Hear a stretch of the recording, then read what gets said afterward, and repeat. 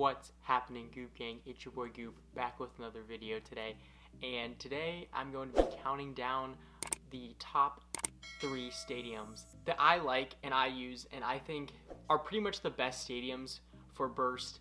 And I know not all of these stadiums are like the cheapest stadiums you can get. You can always get the cheap ones that they sell at Walmart or Target, and they'll work just as good. If you're looking for a good stadium, maybe for a birthday or a holiday or whatever, these are stadiums I would definitely recommend because I have some pretty strong opinions about which stadiums I like to use. Let's just get right into it. These stadiums are a mixture of Hasbro and Takara Tomy because I like to use both, and I think that both companies have good stadiums. All of the stadiums that I'm talking about, I'm implying that you're going to be using burst Beyblades in them, not like metal fight Beyblades. So coming in at number 3 is a stadium that I have used many times in most of my battle videos, and that is the Metal Fight Lightning El Drago Stadium. So this is a really old stadium, and I think you can still get it online, but I'm not sure.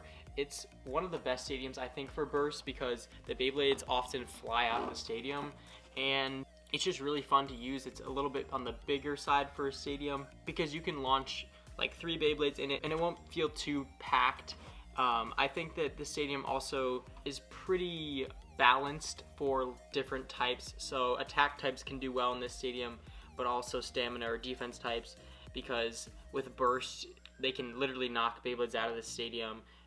If I were to be talking about Metal Fight Beyblades, it wouldn't be the same situation because Metal Fight Beyblades were not able to like knock other Beyblades out of the stadium, or at least that would be really unlikely, versus burst Beyblades often do knock out other Beyblades in this stadium.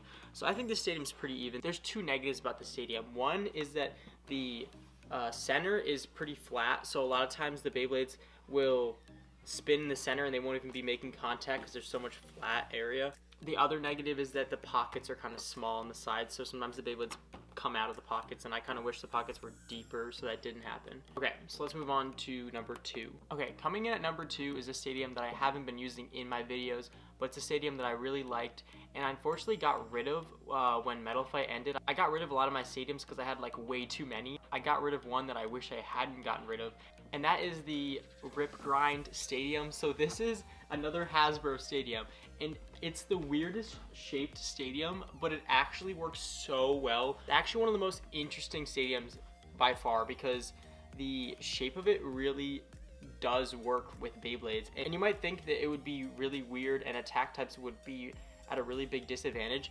but they actually aren't, because this like top part, a lot of times the attack types come up in this top part and then they come back down, and like this extra little like slope really helps to give them like more momentum. I feel like actually ends up making really big impacts, and Beyblades fly to the stadium. Sometimes they go up on top of this part, and like it's just crazy if you get a lot of Beyblades in this stadium at once. Tornado Ridge on this stadium is really small, and that actually is really good because the Beyblades are more likely to make contact when the ridge is like a tighter circle. So I really like this stadium. I haven't used it. I just got this in the mail the other day. Now I'm going to be using this a lot in videos. I might use it instead of the other stadium I just mentioned before, or I might use both of them. But this is definitely a really fun stadium to use. And the reason why I like these old Metal Fight Hasbro stadiums better than the new ones is because the new ones have those like covers kind of on the sides, and that's supposed to keep parts from flying out. I think it's harder to have multiple people launch a Beyblade when they have those covers on them, and I like when the Beyblades like fly out of the stadium, so I think the new stadiums are just not as good as the old ones. Coming in at number 1 is the stadium that I use all the time. Pretty much what everyone's probably expecting, and that is the Beyblade Standard Stadium by Takara Tomy. This stadium is such a nice stadium. I've used it forever since I've gotten burst, and it literally is the most balanced stadium you can get. It's got these 3 big pockets for attack types to be able to knock out Beyblades, and it also has a cover so that like parts don't go flying, but it's not too big of a cover that it makes it hard for 2 people to launch. It also is just like the perfect size. It's not huge, but it's not really small. I don't know what else to say. It's just like the best stadium I think they've ever made, honestly.